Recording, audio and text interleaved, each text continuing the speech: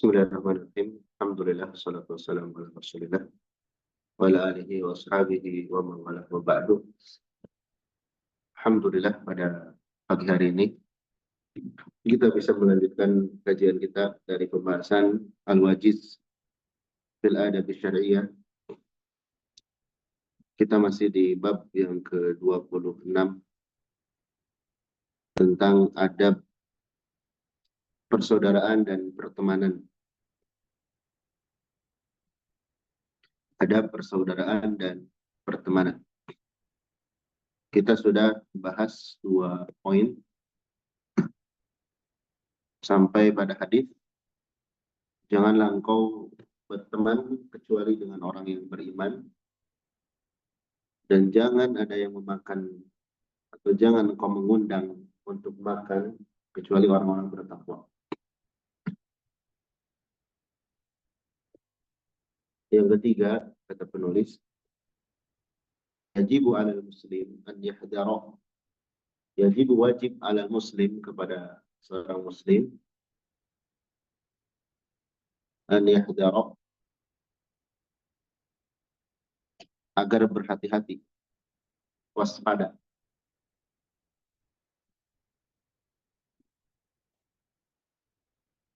min suhbati rifaqi as-su'i, dari berteman dengan teman yang buruk, dari membersamai teman yang buruk.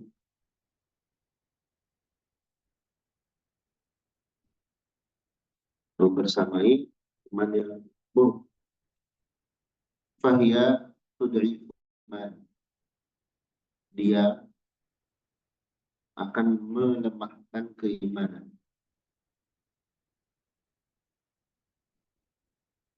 Karena kerjaannya melakukan hal yang sia-sia, hal yang tidak bermanfaat, bahkan hal yang dosa.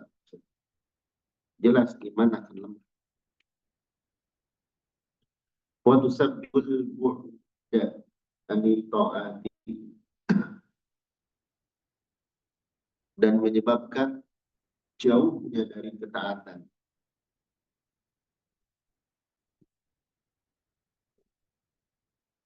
Wal kasla, dan malas fi adaiha, dalam melaksanakan ketaatan tersebut.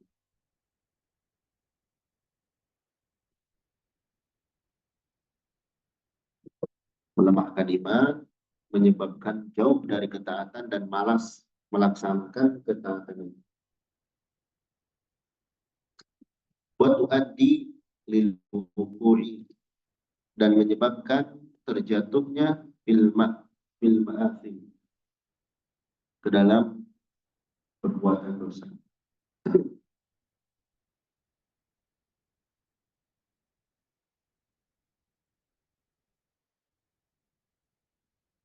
Min syurbi istirahat, berupa meminum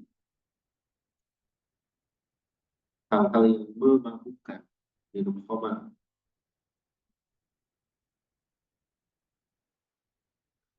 wa ta'ati al-mukhaddirati,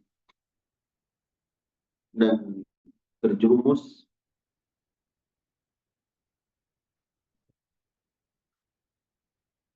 sibuk al-mukhaddirati, dengan narkotika,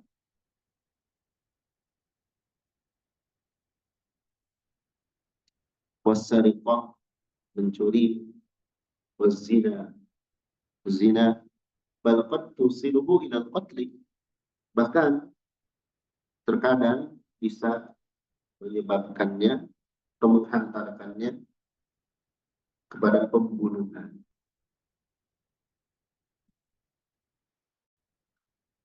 Nah, ini teman yang buruk. Wahia ala kulli hal, dan dia, teman-teman yang buruk ini, ala kulli hal, bagaimanapun keadaannya, tuqarribuhu minasyaitan, mendekatkan dia kepada syaitan.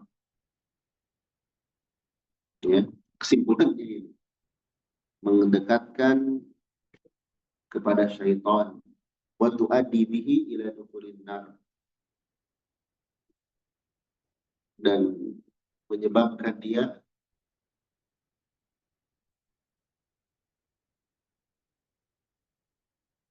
ila dukhulin nar, masuk ke dalam neraka. Nah ini ya, naudzubillah. Jadi teman yang buruk itu endingnya menjerumuskan ke dalam neraka. Ya. Jadi teman yang buruk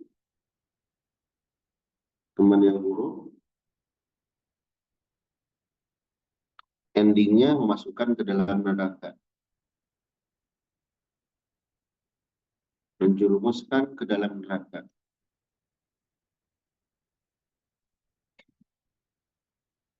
Kenapa?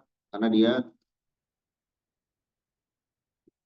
menjadi temannya syaitan, dekat dengan syaitan, ya, dekat dengan syaitan. Apa? Karena dia melemahkan iman,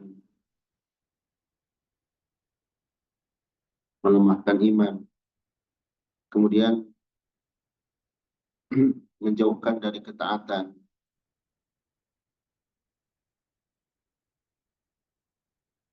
kemudian dari apa lagi? Malas melaksanakan taat,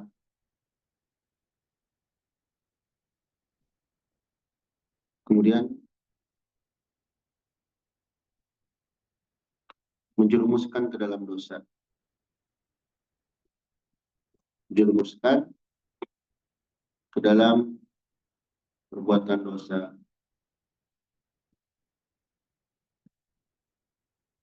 ya, dan mendekatkan diri kepada syaitan.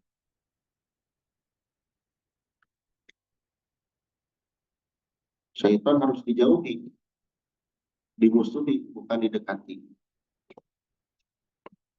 Nah ini ya. Jadi teman yang buruk endingnya menjerumuskan ke dalam neraka. Prosesnya di dunia dia melemahkan iman, menjauhkan dari taat, malas melaksanakan taat, menjerumuskan ke dalam perbuatan dosa seperti mabuk, narkotika, curi, berzina, bahkan sampai membunuh. Ya, di sini dirincikan perbuatan dosa itu apa saja. Mabuk, kemudian apa? Narkotika, kemudian mencuri, kemudian zina, dan bahkan bisa sampai membunuh.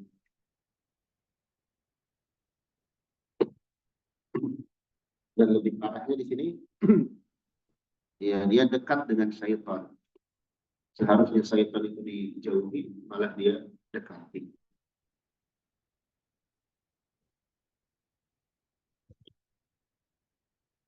Baik, makanya harus hati-hati.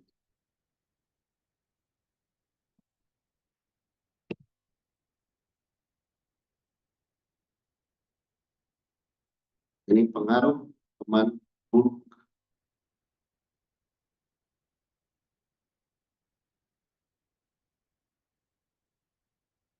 Sebaliknya, teman yang baik berarti akan menguatkan keimanan, mendekatkan kepada taat, semangat melaksanakan ketaatan, kemudian menjauhkan dari perbuatan dosa, menjauh diri dari syaitan, pada akhirnya memasukkan ke dalam surga. Baik. Pak Nabi Musa al-Ash'ari radhiyallahu anhu anna Nabiya sallallahu alaihi wasallam qala bahwasanya Nabi Shallallahu Alaihi Wasallam bersabda, "Mathalul jalisi shalih was-saw perumpamaan jalis teman duduk teman yang soleh dan teman yang jelek.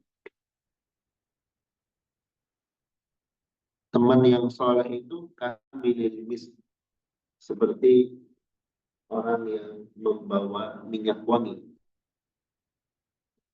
orang yang menjual minyak wangi. Mana fikhilki, dan yang meniup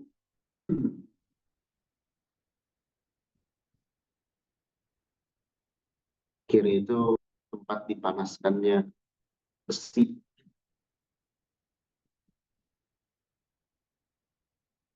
Tukang pandai besi.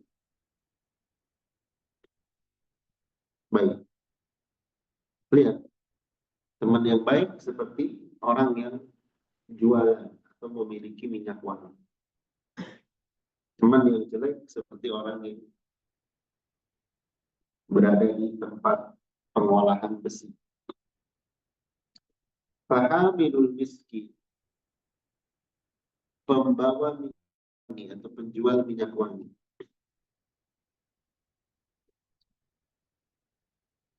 Imma an yuhyaka, bisa saja dia memberikan kepadamu minyak wangi tersebut. Wa imma an tabta'a minhu, bisa jadi kau membeli darinya. Wa imma an tajida minhu rihan thayyibah, atau bisa jadi juga engkau dapati darinya aroma yang wangi.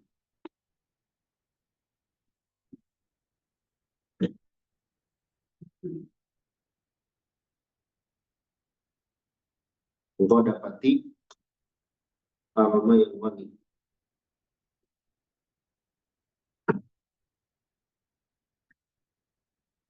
Ya, lihat. Ini teman yang baik. Kalau kita dekat dengan tukang minyak wangi, bisa jadi dia memberikan kita minyak wangi itu, atau kita beli darinya, atau minimal kalau kita dekat dengan dia, kita mencium aroma wangi. Nah, di sini kata para ulama, teman yang baik itu bisa memberikan manfaat pada kita. Atau kalaupun tidak memberi manfaat, kita melihat sosok yang positif. Wa imma an tajida min rihan thayyibah, kita dapati wangi yang aroma yang wangi, sehingga nyaman. Ya, wanafiqul kir, adapun peniup tukang pandai, imma an yuhniqa siyabaka, bisa saja dia membakar pakaianmu, terkena oleh apinya, kebakaran. Wa imma an tajida rihan khabithah, dan bisa juga kau merasakan, mendapati aroma yang buruk, yang tidak enak. Ya. Teman buruk seperti bisa menyeret kita kepada hal yang buruk. Kita ke bawah keburukannya. Atau kita sering melihat hal-hal yang buruk, dan itu bahaya bagi mental kita. Kalau kita sering mempersaksikan hal-hal yang buruk, nanti akan seolah hal buruk itu biasa, tidak mengganggu. Contoh ya, kalau ada orang atau kita pertama kali lewat ke, mohon maaf, tempat pembuangan sampah. Mungkin pertama kali lewat kita risihnya luar biasa, aroma bau. Tapi karena sering lewat, udah hilang sensitif. Berhilang sensitif. Kalau kita lihat sebagian orang tinggal di tumpukan sampah, nyaman-nyaman saja. Sudah hilang rasa nggak nyaman tersebut di mereka. Itu perkara dunia. Yang bahaya itu kalau perkara keburukan, dosa dan sebagainya dianggap biasa. Nah, itu akan terjadi kalau seseorang berteman dengan orang yang salah. Baik. Jadi itu poin ketiga, agar hati-hati dari teman yang buruk yang akan menyeret kita, menjerumuskan kita ke dalam neraka. Makanya nanti di dalam neraka, ya, yang pertama kali nanti iblis lakukan atau syaitan adalah berpidato berlepas diri. Allah abadikan dalam surah Ibrahim tentang bagaimana syaitan atau iblis berpidato atau mengungkapkan bahwasanya ketika di dunia dia hanya menipu dan dia senang ketika orang menjadi teman, lalu dia berlepas diri nanti dia. Kemudian kita juga akan dapati antara orang yang diagung-agungkan, dieluk-elukan, dijadikan pemimpin dan mengajak anak buahnya, bawahannya ke dalam dosa, nanti di akhirat saling menyalahkan, saling melaknat. Ya. Walaupun di dunia mereka nampak sering bersama, berpoya-poya, senang-senang, nanti di akhirat mereka saling melaknat. Beda dengan orang-orang yang bertakwa. Baik. Berkembang. Yustahabu, dianjurkan. At-tazawwur,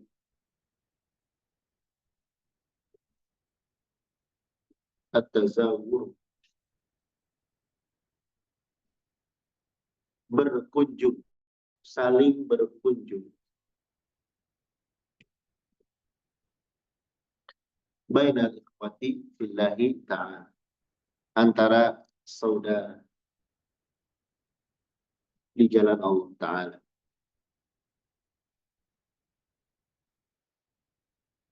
Berkunjung, menziarahi.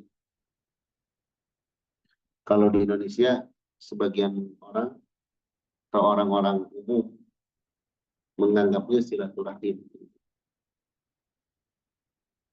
Padahal kalau kepada yang bukan keluarga itu ziarah. Ziarah justru diidentikan kalau di Indonesia ke makam. Baik.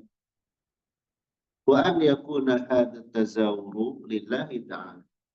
Dan hendaklah aktivitas saling mengunjungi ini karena Allah.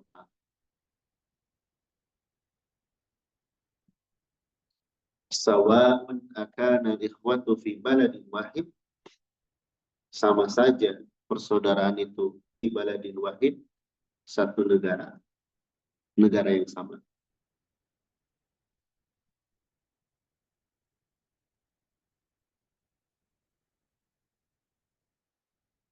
Amkanu fi biladin mutafarriqah, atau mereka berada di negara yang berpisah-pisah, berbeda-beda.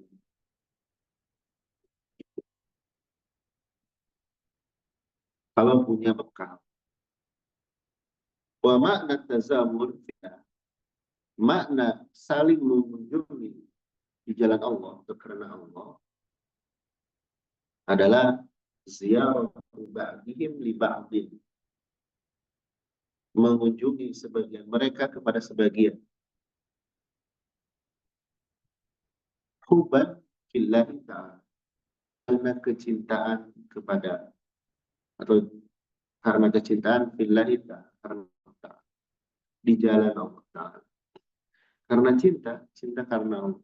La li ajli masalihah dunyawiyah, bukan karena kepentingan dunia.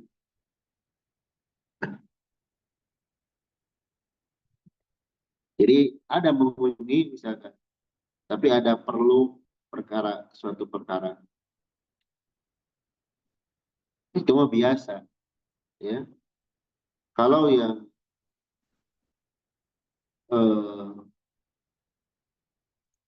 luar biasa itu yang kita nggak ada apa-apa, nggak ada kepentingan dunia, wala li'aghradi madiyah, dan tidak juga karena tujuan-tujuan yang bersifat materi, ada perlu. Fa Nabi Hurairah radhiyallahu anhu an Nabi sallallahu alaihi wasallam. Jadi di sini akan ada hadis tentang seseorang yang mengunjungi saudaranya, ya, dan mengunjungi tersebut karena Allah, bukan ada perlu kepentingan.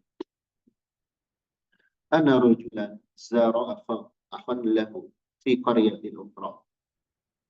Ana rajulan, sesungguhnya ada seseorang, zara, dia mengunjungi akhan lahu, saudaranya,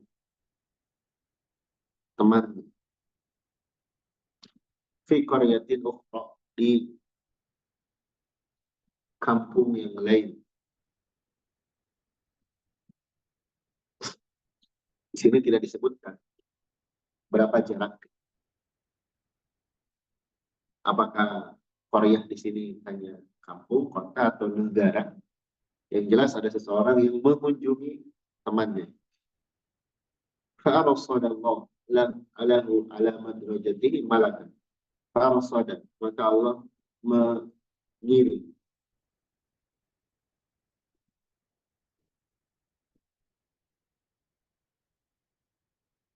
lahu kepada rosoda, itu kalau arti aslinya ini peluru. Rosoda itu artinya menembakkan, dari rosoda. Jadi bahasa umum juga rosid. Rosid pakai sod. Kalau di Arab itu namanya pulsa. Jadi pulsa itu memakai istilah peluru itu. Baik. Allah mengirimkan kepadanya alamat rojatihi, di perjalanannya, di jalannya, tempat yang dia lalui. Madroj itu lintasan atau jalan. Malakan, seorang malaikat. Allah mengutus malaikat kepada orang. Falamma ata alaihi qala, maka ketika dia datang kepadanya, malaikat itu berkata. Nah, ini malaikat yang diserupakan, yang menjelma menjadi manusia. Dan orang tadi melihat memang malaikat punya kemampuan untuk menjelma, tapi kita nggak tahu itu malaikat atau tidak. Makanya kadang di sebagian film sering dihitungkan ada malaikat yang apa namanya, nyamar gitu.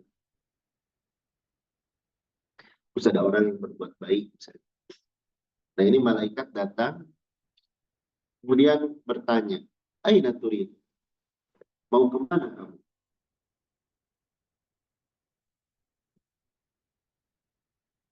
Kamu mau kemana?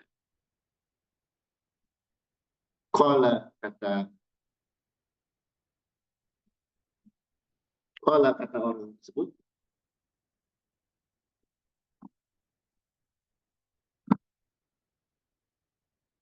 uridu afan li. Aku ingin bertemu dengan saudaraku di hadhil qaryah, di kampung atau di kota ini.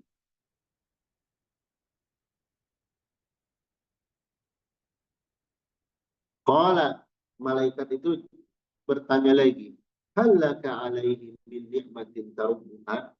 Apakah engkau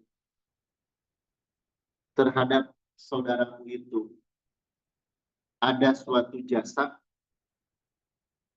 yang ingin engkau membalasnya? Nikmat, jasa. Kan biasanya gitu. Saya mau berucapkan terima kasih, mau membalas jasa.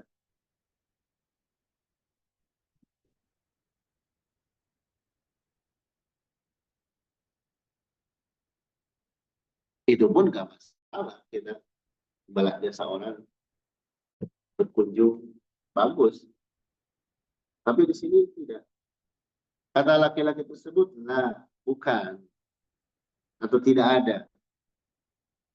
Tidak ada keperluan apapun kepadanya. Ghairu anni ahbabtuhu fillah. Selain karena sesungguhnya aku mencintainya karena Allah. Luar biasa ya.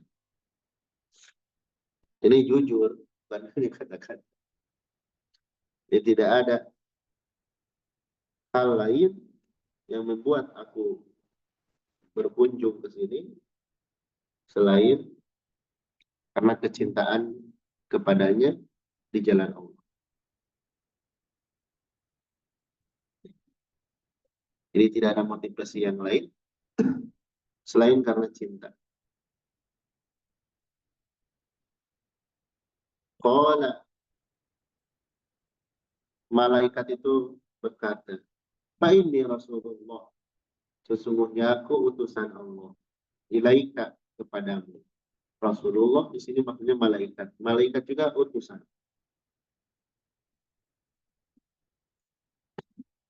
Sesungguhnya aku utusan Allah kepadamu,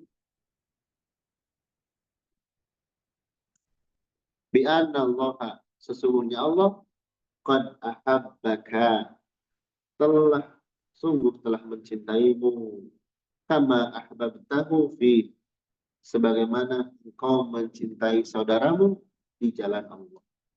Atau karena Allah. Lihat. Jadi seorang yang berkunjung kepada saudaranya, kepada temannya, tidak ada kepentingan dunia, bahkan tidak ada hanya sekedar untuk membalas jasa. Dan dia semata-mata melakukan hal tersebut karena mencintai saudaranya di jalan Allah, maka perbuatan itu mengundang kecintaan Allah kepadanya. Mengundang kecintaan Allah kepadanya. Bahasa Allah mencintai, Allah ridho, Allah suka. Dan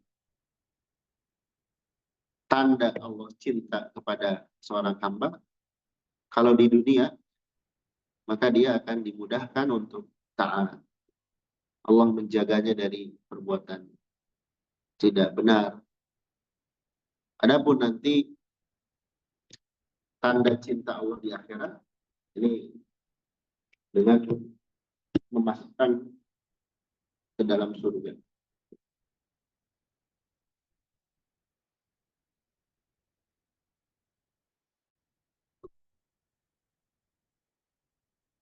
Baik. Kemudian selanjutnya,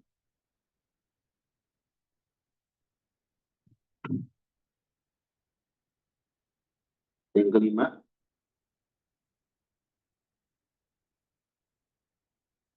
Yustahabbu, dianjurkan, isti'malul adab, mengamalkan atau mempraktikkan adab.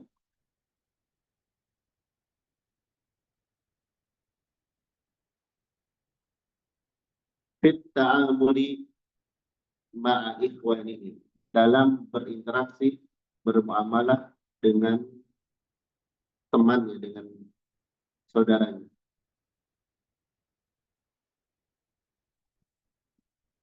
Fayaltazimu ma'hum bi mahasinil akhlak, maka dia komitmen bersama mereka dengan akhlak-akhlak yang baik, dengan kebaikan-kebaikan akhlak. Wa yatajannabu sayyi'aha, dan dia menjauhi buruknya akhlak itu.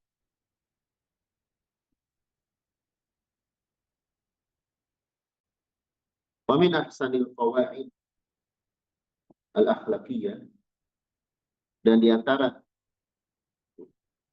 ahsan yang paling baik, al-qawaid al-akhlaqiyah, di dalam kaidah akhlak,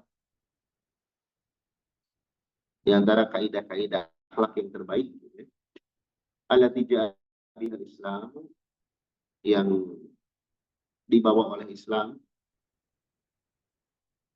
Apa? Nah, ini kaidah dalam bermuamalah. Antu aminan nasa, engkau memperlakukan manusia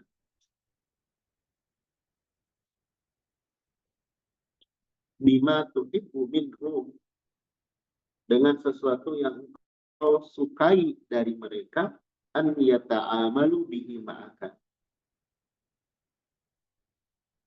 dengan sesuatu yang engkau suka dari mereka, mereka melakukan hal tersebut kepadamu. Izin dulu.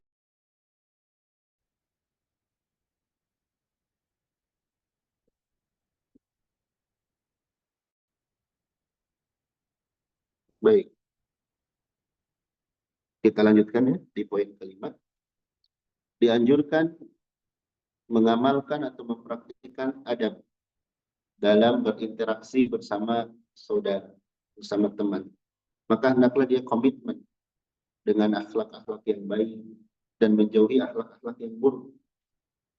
Di antara kaidah akhlak yang terbaik yang dibawa oleh agama Islam adalah engkau memperlakukan orang lain dengan sesuatu yang engkau ingin juga dari mereka, mereka memperlakukan hal tersebut kepadamu. Kita ingin dihormati, ya kita pun harus bisa menghormati. Kita ingin dihargai, ya kita pun harus menghargai. Ya, kita ingin dibantu, kita pun harus bantu. Jangan kita berharap orang lain baik sama kita, tapi kita sendiri jahat sama orang lain. Jadi kalau kita mau jahat sama orang, berpikir gimana kalau orang lain jahat sama kita, kan gak enak. Sehingga kalau kaidah ini dipakai, kita akan mudah menolong orang dan akan berpikir kalau mau jahat sama orang. Karena kalau kita mau menolong orang, ingat ini Allah suka hal ini dan kita pun suka kalau ditolong, sehingga mudah bagi kita untuk menolong orang. Dan ketika mau berbuat jahat, kita berpikir ini Allah nggak suka kita berbuat jahat. Kita pun nggak suka kalau orang lain berbuat jahat kepada kita. Nah, ini ingat di kaidah ini dalam interaksi. Kita ingin hendaklah kita memperlakukan orang lain dengan sesuatu yang kita ingin diperlakukan hal yang sama. Atau yang kedua, wa an tuhibbu lahum, dan engkau suka bagi mereka ma tuhibbu li nafsika, apa-apa yang engkau sukai bagi dirimu dari berupa kebaikan.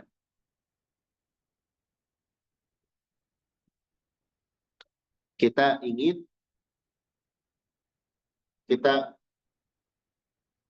mencintai bagi orang lain yang kita juga mencintai hal tersebut bagi diri kita. Misalnya kita dapat hidayah,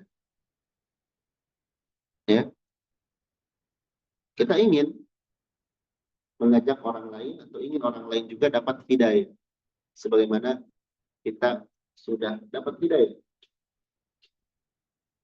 Inilah hakikat dari pertemanan persaudaraan. Bukan sekedar care dalam hal-hal yang sifatnya materi saja. Ngasih hadiah, traktir, ya itu bagian dari kebaikan. Betul, itu bagian dari kebaikan. Tapi ada yang lebih tinggi dari itu, yaitu kebaikan yang langgeng kelak sampai hari kiamat. Pak Nabilah ibni Amr bin As radhiyallahu anhu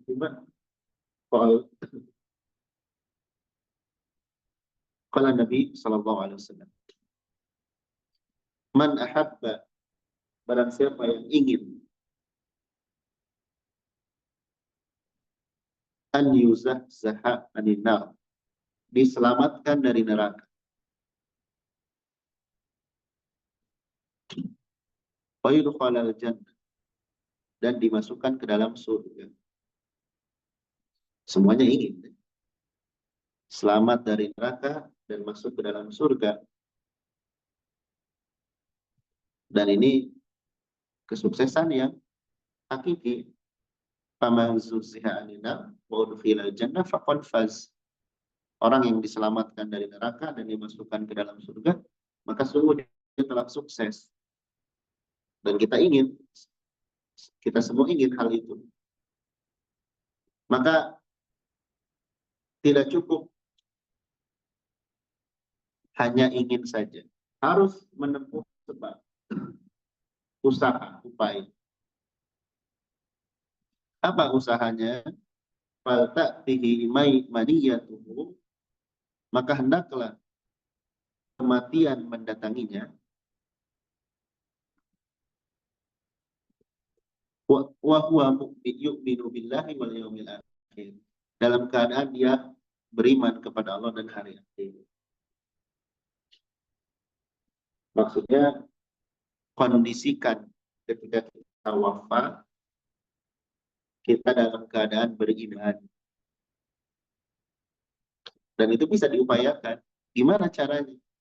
Biasakan ketika kita hidup sekarang dengan hal-hal yang baik.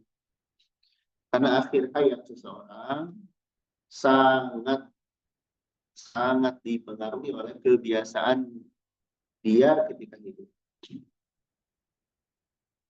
Kebiasaan di sini baik kebiasaan yang zahir yang diketahui oleh banyak orang, atau kebiasaan yang dia lakukan sendirian.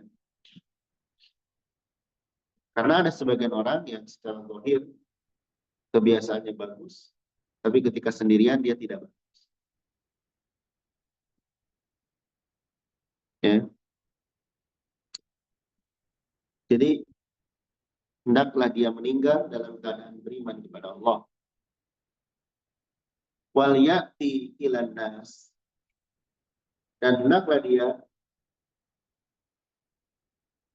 datang, maksudnya berlaku kepada manusia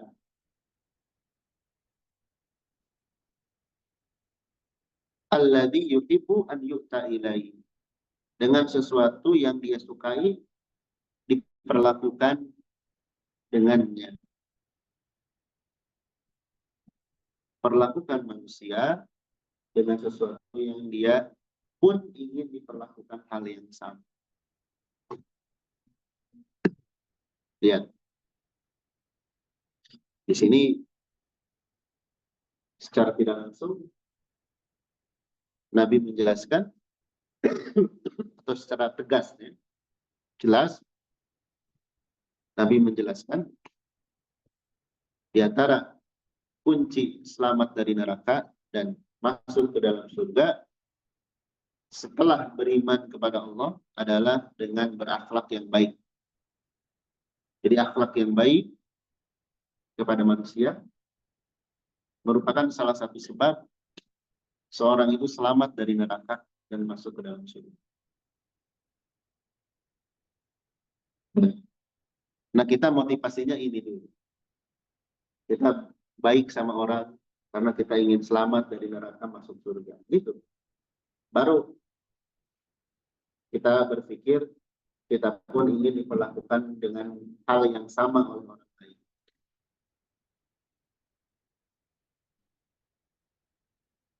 Iya.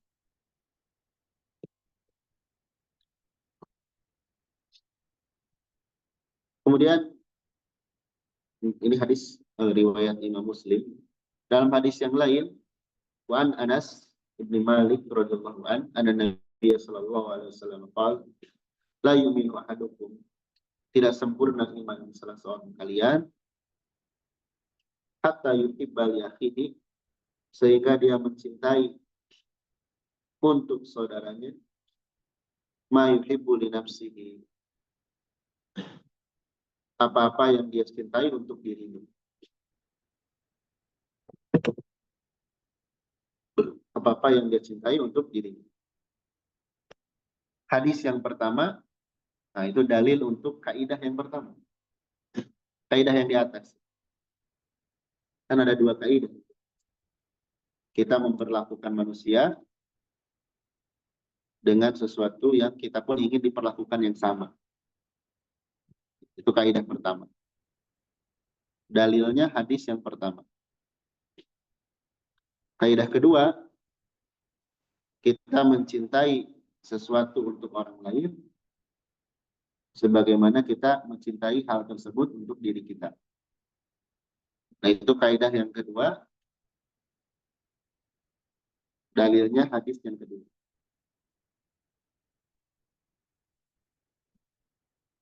Tapi ada sebagian orang yang jiwanya memang jahat. Makanya ada sifat yang harus dijauhi sejak kecil. Syekh Abdul Salam As-Sulaimani dalam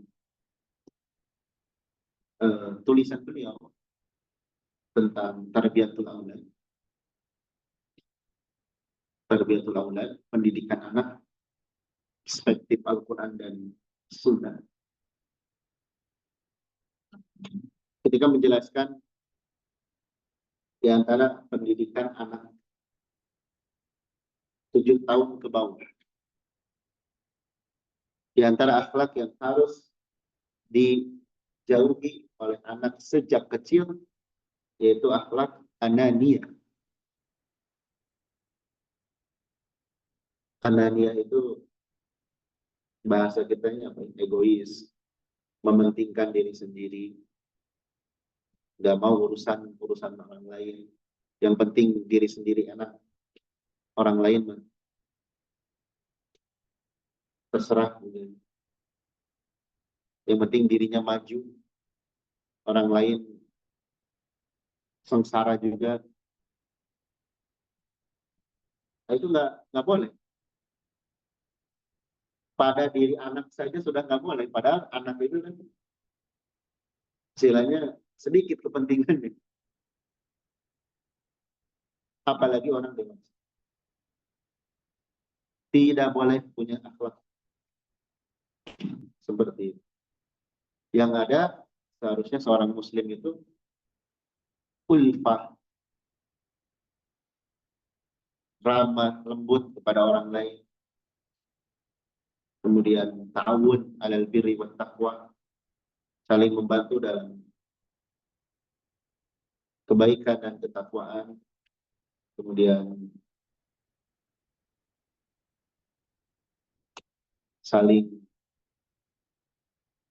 motivasi, tidak saling merendahkan, senang dengan kemajuan saudara kita, dan lain sebagainya. Baik. Nomor 6.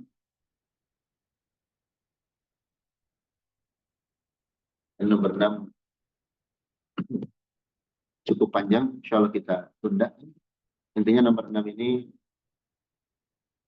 penting juga dalam pertemanan itu saling menasehati. Karena yang namanya manusia tidak ada yang sempurna. Ada kekurangan. Dan kekurangan tersebut bisa jadi kita tidak sadar. Yang sadar itu orang lain, teman kita. Kalau kita ingin tahu kita ini baik atau enggak, mudah. Nanti bagaimana pendapat keumuman teman-teman kita. Kalau kata teman-teman kita ini baik, insya Allah berarti kita seperti itu. Tapi kalau menurut kebanyakan teman-teman kita ini nggak baik, ya, berarti harus ada yang dirubah. Apa? Nanya kepada teman, tolong nasehatin saya. Apa yang kurang dari diri saya? Kata temannya, oh iya, kita semua punya kekurangan. Barangkali ini yang harus diperbaiki. Gitu. Sudah, nggak perlu caci maki dan sebagainya. Kita perbaiki bersama. Nggak ada manusia yang sempurna. Bahkan semakin seorang itu merasa tidak butuh nasihat, maka semakin akan banyak perbuatan buruk yang dia lakukan. Ya. Jadi penting karena wajib bahkan saling menasihat. Apalagi kita ada teman yang lebih berilmu, ada guru. Kita bisa nanya pada guru kita atau kepada ustadz lain tentang diri kita, atau kita minta nasihat. Baik, demikian yang bisa kita bahas di pagi hari ini, dan kita bersyukur kepada Allah Subhanahu Wa Taala. Kita sekarang berada di tanggal 9 di bulan Zulhijjah, dan hari ini atau tanggal 9 ini bertepatan dengan wukuf yang menunaikan ibadah haji, wukuf di Arafah, dan ini puncaknya ibadah haji. Juga bagi yang tidak melaksanakan ibadah haji disunahkan untuk melakukan shaum, yang mana hari ini doa mustajab, kemudian shaum berpahala besar. Maka kita harus memanfaatkan momentum ini. Juga besok Idul Adha, hari raya kaum muslimin di seluruh dunia. Mudah-mudahan Allah Subhanahu wa taala berikan taufik dan hidayah kepada kita. Kemudian kita bisa melaksanakan ibadah tersebut dan kita mendapatkan janji yang Allah dan Rasulnya janjikan. Baik, barakallahu fikum. Subhanallahi wa bihamdihi. Asyhadu an la ilaha illa anta, astaghfiruka wa atubu ilaik.